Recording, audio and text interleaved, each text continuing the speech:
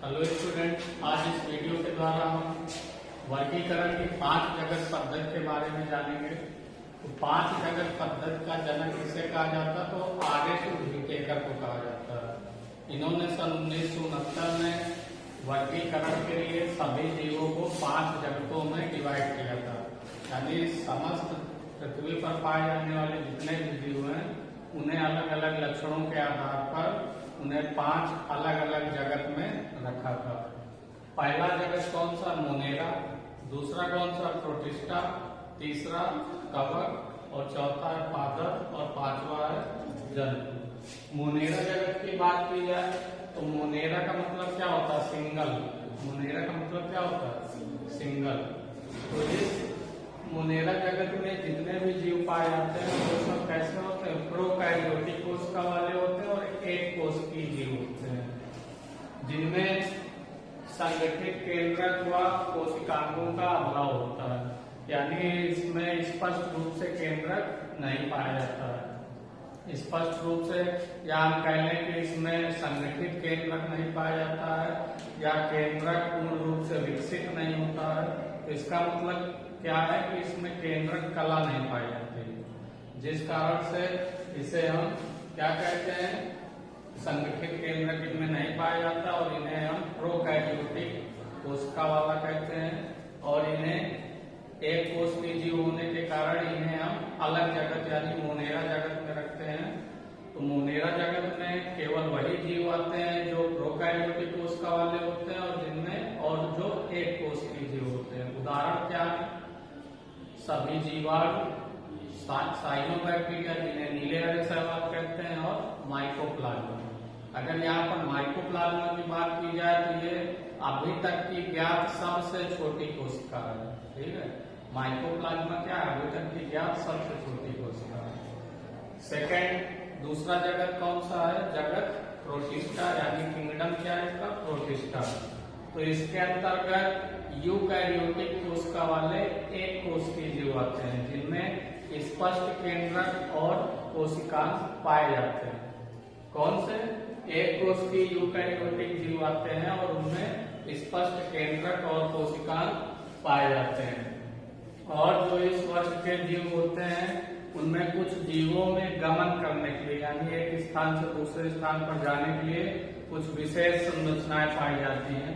जैसे अमीबा में कूटपाद या पादा, पैरामीशियम में रोमाप या इसको इंग्लिश में सिलिया भी कहते हैं, और यूग्लिना में कशाभिकाएं यानी फ्लैजेला।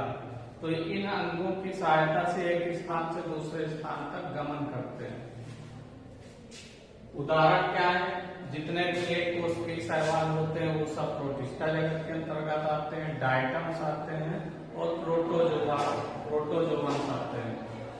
अगर इनकी बात की जाए तो अमीबा है, पैरामीशियम है, यूग्लिना, ये स्वतंत्र जीवी जीव हैं जो प्रोटिस्टा जगत के अंतर्गत आते हैं। और इनके साथ साथ कुछ परजीवी जीव भी होते हैं, जैसे एंटमीबा है, प्लाज्मोडियम है, ट्रिपैनोसोमा है।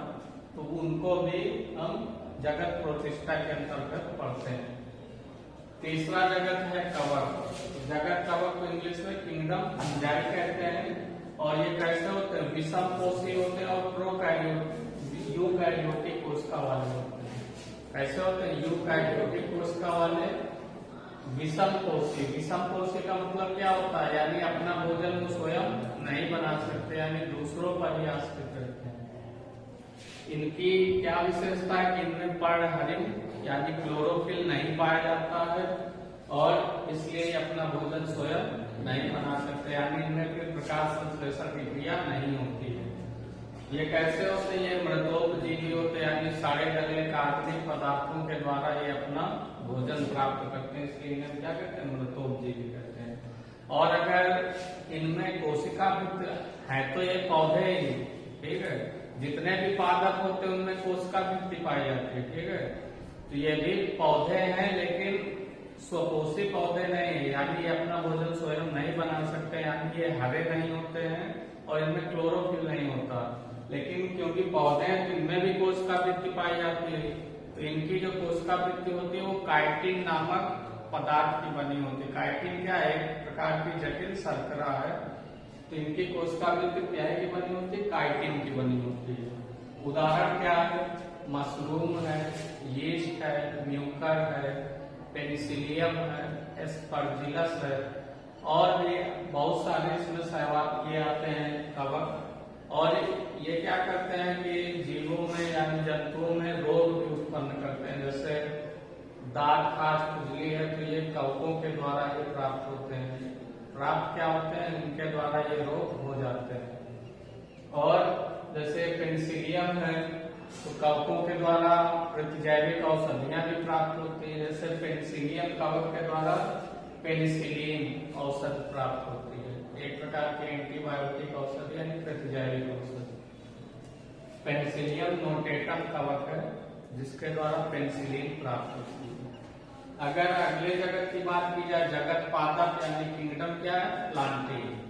तो इसके अंतर्गत सभी बहुकोश की यूकैरियोटिक कोशिका वाले जीव आते हैं जिनमें कोशिका वृत्ति पाई जाती है। क्या होता है? जिनमें कोशिका वृत्ति पाई जाती है। और कोशिका वृत्ति काहे की बनी होती है? सेलुलोज की बनी होती है। और ये कैसे होते हैं? स्वपोषी होते हैं और इनमें प्रकाश संश्लेषण की क्रिया होती है जिस कारण से अपना भोजन स्वयं बना सकते हैं। क्योंकि इस वर्ग में सभी हरे पौधे आते हैं जिनकी संख्या अधिक होती है और इनमें भी कई प्रकार के अलग अलग लक्षण पाए जाते हैं। तो अलग अलग लक्षणों के आधार पर इन्हें आगे चलकर फिर कई उपवर्गों में डिवाइड किया गया। अगला जगत है जगत जंतु यानी किंगडम क्या है? एनिमलिया। तो इस वर्ग के अंतर्गत सभी बहुकोश की यूकैरियोटिक कोशिका वाले वे जीव आते हैं जिनमें कोशिका वृत्ति नहीं पाई जाती। कौन से जीव आते हैं? जिनमें कोशिका वृत्ति नहीं पाई जाती है। कोशिका वृत्ति नहीं पाई जाती है और ये कैसे जीव होते हैं? विषमपोषी होते हैं, यानी ये अपना भोजन स्वयं नहीं बना सकते हैं।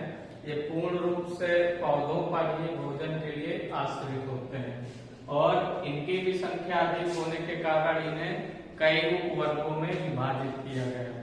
इसके अंतर्गत सभी बहुकोषीय जंतु आते हैं। यानी अगर संघ की बात की जाए तो संघ पोलीफेरा से लेकर संघ कार्डेटा तक के सभी जंतु आते हैं।